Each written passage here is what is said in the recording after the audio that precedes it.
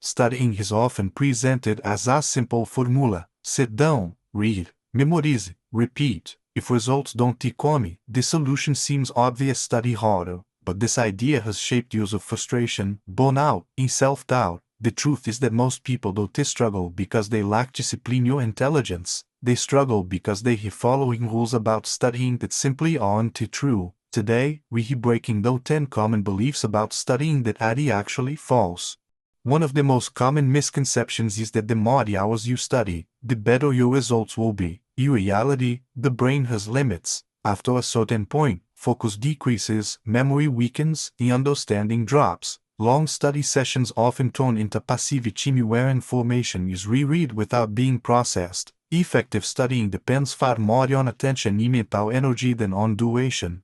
Highlighting feels productive because it creates visual structure and gives the impression that important information is being captured. However, highlighting is a passive activity that rarely leads to long-term memory. The brain recognizes the text but doesn't engage deeply with it.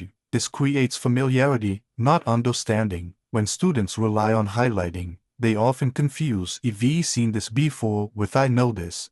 Cramming is often defended with statements like "it worked for me," but what usually works is short-term survival, not real learning. Studying the night before a test may help recall information temporarily, but most of that knowledge fades quickly. The brain needs repetition to consolidate memory. Learning happens through spaced exposure, not last-minute pressure. Many students believe that if studying feels hard, it must mean they aren't smart enough. This belief is reinforced when others appear to succeed effortlessly, but intelligence does not eliminate the need for repetition, practice, or revision. Even highly capable students forget information without reinforcement. The real difference is not intelligence, but strategy. Struggling while studying doesn't mean you're failing. It often means your brain is doing exactly what learning requires. Listening to music, checking messages, and switching between tabs feels efficient, but the brain cannot truly multitask when learning. Instead, each rapidly switches attention between tasks. Each switch reduces comprehension and memory. Even small distractions consume mental energy. Studying with divided attention leads to weaker understanding and longer study time overall.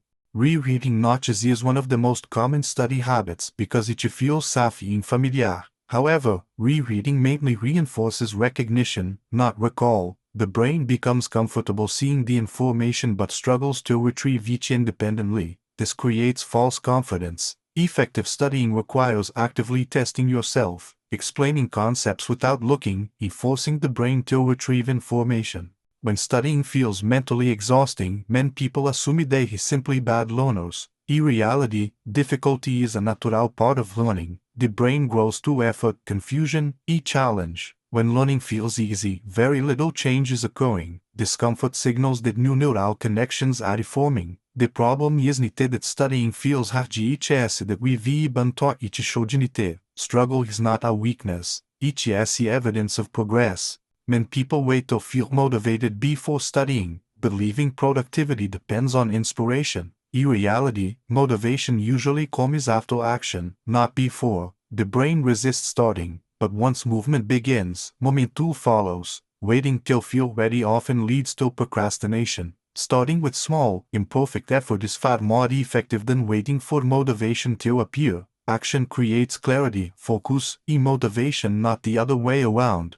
Grades measure performance at a specific moment under specific conditions. They don't always reflect long-term understanding. It is possible to memorize enough to pass a test and forget most of the material shortly after. True understanding shows itself when knowledge can be applied, explained, and connected to other ideas. Grades can be useful indicators, but they are not proof of mastery. Learning and performance are related but not identical.